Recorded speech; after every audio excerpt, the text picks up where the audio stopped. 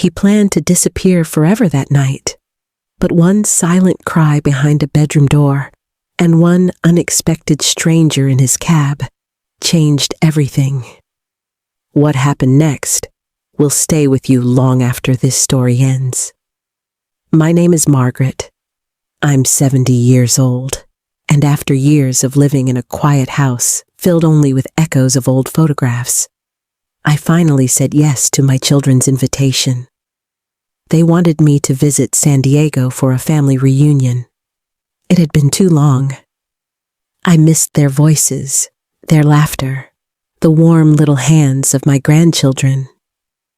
So I packed my small suitcase, bought my ticket, and left behind the emptiness that had become my routine. When my plane landed, the sky was painted in soft pinks and blues, like a promise of something beautiful. But as I stepped outside the airport, the air felt heavier than I expected. There was a strange tension pressing against my chest, a quiet warning I couldn't explain. A taxi pulled up, yellow, a little dusty, engine humming like a tired sigh. The driver didn't get out to help me with my bag. He just sat there, hands gripping the wheel. His head was slightly bowed, his shoulders stiff, like he was carrying a weight too heavy for one man. I hesitated. For a brief second, I thought about waiting for another cab. But something pulled me toward that car. I opened the door. "Hello?" I said with a smile, trying to fill the silence with some warmth. No answer, no eye contact, just the hollow sound of the door closing behind me. The man behind the wheel stared straight ahead, as if I was invisible. I gave him my hotel address. He started the car without a word.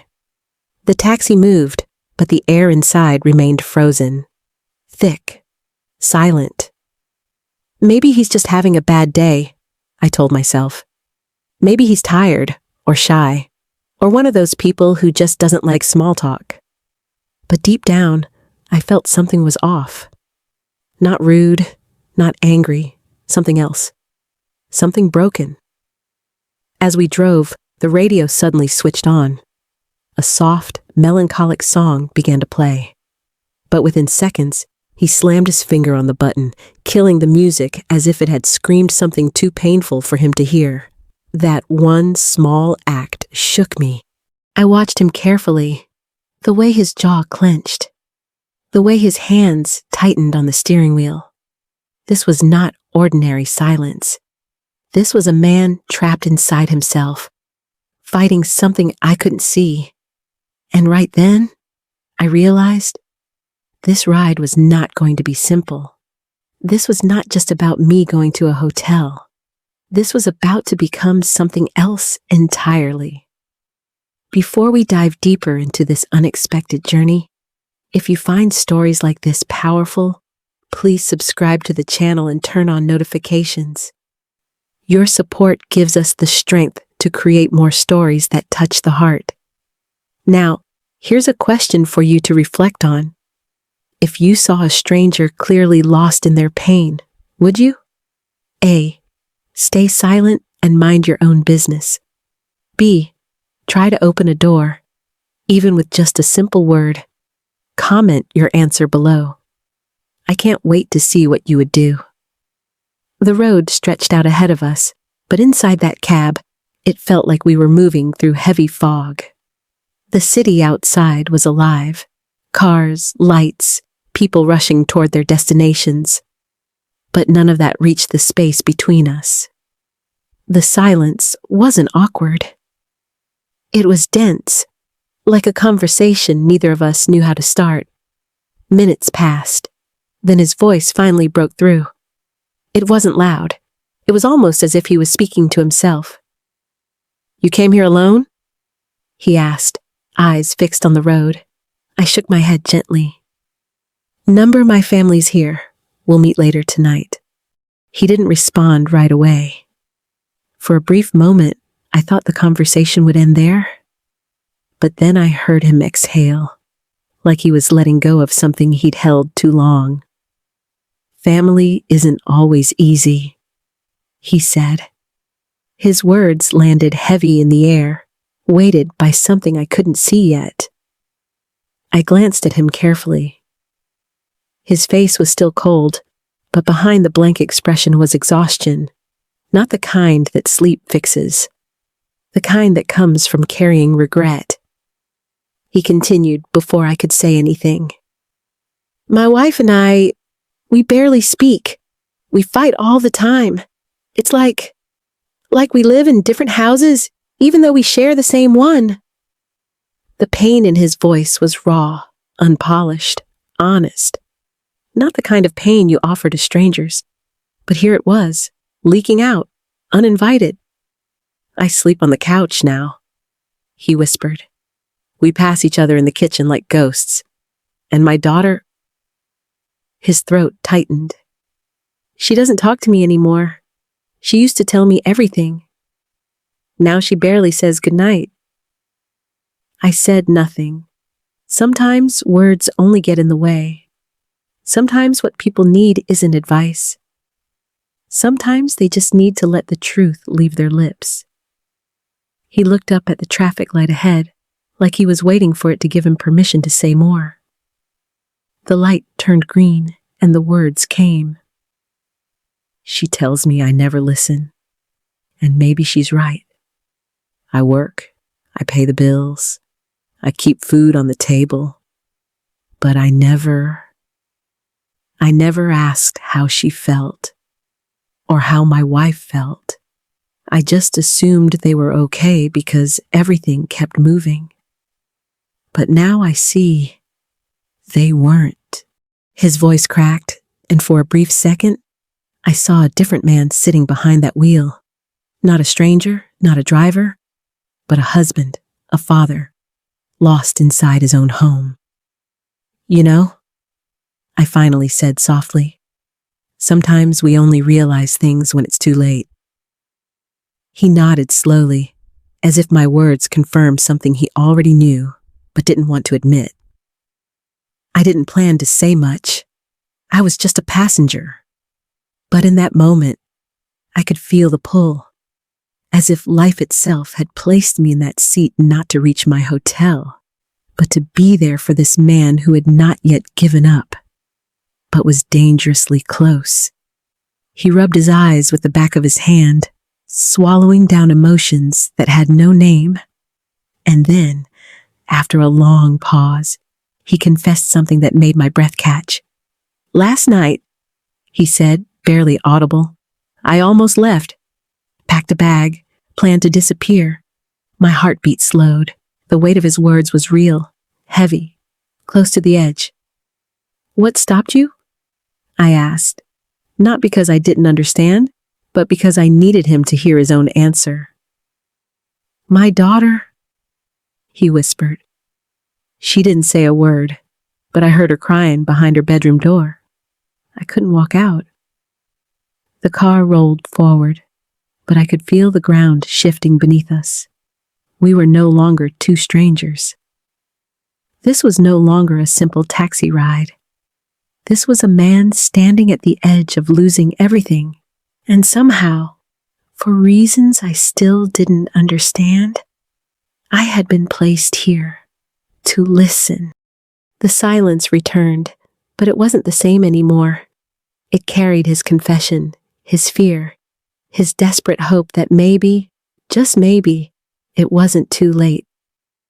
The miles slipped by as we drove, but inside that car, time felt suspended.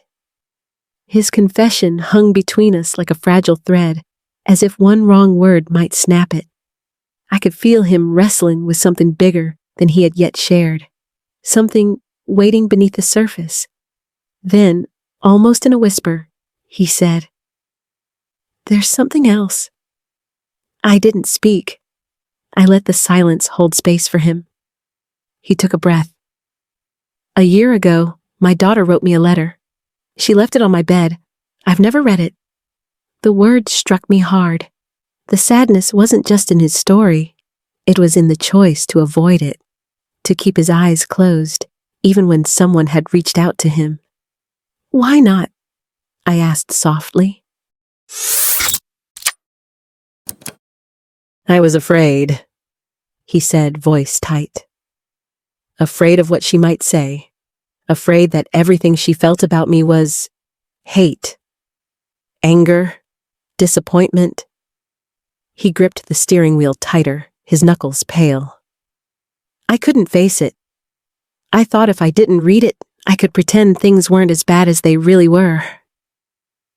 The honesty in his words was sharp, cutting. I knew that kind of fear. The fear of knowing too much. The fear that the truth might crush what little hope you still hold. I looked at him carefully, watching the battle play out inside his head. Or maybe, I said, it wasn't anger she wanted you to see. Maybe it was love. He didn't answer right away. He kept his eyes locked on the road, but I could feel his breathing change. The silence was heavy, but it wasn't empty. He was thinking and feeling deeply. You think so? He finally asked, his voice barely audible. You won't know until you read it, I said gently. But ask yourself this, if she wanted to hate you, why would she leave a letter instead of just walking away? He swallowed hard. I could see the pain stretching across his face, the weight of all the nights spent avoiding that piece of paper sitting only feet from him in his own home. His voice cracked again. What if it's too late? The question lingered, but I didn't let it hang there. And what if it's not? He exhaled long and slow, as if the possibility of hope was harder to hold than his guilt. For a moment, the car filled again with silence, but this time it was a silence filled with choices. He reached into the pocket of his jacket, slowly pulling out a small, worn piece of paper, folded carefully, as if it had lived there for a long time. His hands shook slightly as he held it up. This is it, he said, staring at the folded letter. It's been in my pocket for months. I carried it every day. I told myself I'd open it, but I never did. There was something heartbreaking about watching a grown man, a father, a husband, so terrified of his own child's words, terrified of knowing whether the bridge between them had already burned, or if some pieces were still standing. He looked at me, eyes filled with something I couldn't quite name. Desperation, shame, maybe even the smallest flicker of hope. Should I open it? He asked, as if I could answer a question he'd been asking himself for a year. I didn't respond right away. Instead, I met his gaze and said softly, Do you want to stay the man you are right now? Or do you want to be the man your daughter needs you to be? His jaw trembled slightly. For a moment, I thought he might fold the letter again, tuck it away like he had so many times before. But something was different this time. The weight of his own question pressed harder than his fear. I'm afraid, he whispered. Be afraid, I said, my voice steady. But open it anyway. And as he carefully unfolded the paper with trembling fingers, I knew we were both holding our breath, waiting for whatever truth was about to rise from those silent words written long ago. The letter trembled in his hands as he unfolded it, the creases worn from being carried, but never opened. For a few seconds, he just stared at the handwriting, frozen. Then his eyes dropped to the words, and the silence inside that car grew heavier, as if the air itself held its breath alongside us. His lips moved silently as he read. 1 minute passed, then 2, then 3. I didn't dare interrupt. Whatever was written on that paper was pouring directly into him now, and I could see it reshaping his face as he read. The hardness in his jaw softened. His eyes, once distant, now filled with something raw and vulnerable. When he finally spoke, his voice was a whisper, almost breaking. "It's not what I thought." I kept my gaze steady on him. "What is it?" He shook his head slightly, still staring at the letter. It's love." He looked at me briefly, as if needing to confirm aloud what felt too good to believe. His eyes glistened. "She says, 'Dad, I know you're not perfect, but I still love you. I miss you. I want my father back.'" The words hit something inside me too. He paused, swallowing hard, and continued reading, his voice uneven. "I know you're tired. I know you feel lost. But please don't give up. I'm still here. I still need you." He stopped reading for a moment, covering his mouth with his hand. As emotion surged through him, his breathing grew heavy, uneven. The weight of years of guilt and silence was releasing all at once. He whispered again, "She wants me to come back." I nodded, my own throat tightening. "She never gave up on you." "There's more," he said softly, almost afraid to keep reading. "Don't walk away from us. Walk back to us." His voice broke completely on that last sentence. The car was still moving, but the world outside faded into nothing. In that moment there was only him, his daughter's words, and the possibility of redemption finally entering a space where only shame had lived for so long. Then he lifted his gaze toward me, his eyes wide with something close to disbelief. "At the end," she wrote, "I hope one day someone will remind you who you are. Someone will help you find the way home again." For a second, neither of us spoke. The words hung in the air between us like a bridge, just barely holding its weight. And then he looked directly at me through the rearview mirror. His voice was almost a whisper. "That person is you." I froze. I hadn't expected that. My chest tightened. In that tiny, confined space, I suddenly felt the immensity of something far bigger than coincidence. I had come here simply to reunite with my family. Yet somehow, I had become the unexpected answer to a desperate prayer from a daughter I had never met. "You're not just a passenger," he said again, this time with more certainty. "You were meant to be here." The silence between us was no longer cold or heavy. It was full of life, full of trembling hope, and I realized something that sent a shiver down my spine. Sometimes life positions you at exact moments, in exact places, not because you are special, but because you are needed. I finally found my voice, though it came softly. Sometimes life gives us people, not for the entire journey, but for one important stop. And one stop can change everything. He smiled a small, broken smile, trying to rebuild itself into something whole. And for the first time since I stepped into that car, the air inside felt lighter, as if we both understood that tonight, against all odds, his second chance had already begun. For a while, neither of us spoke. The weight of what had just unfolded filled the small space between us. I could feel his breathing slow, deep, as if for the first time in a long time, he was letting himself breathe in hope. The letter rested open on his lap, no longer a threat, but a lifeline. The trembling in his hands had eased, replaced by something quieter, something closer to courage. Then he whispered, as if speaking too loudly might break the fragile hope now taking shape. "My wife doesn't know about this letter. She doesn't know how I feel now.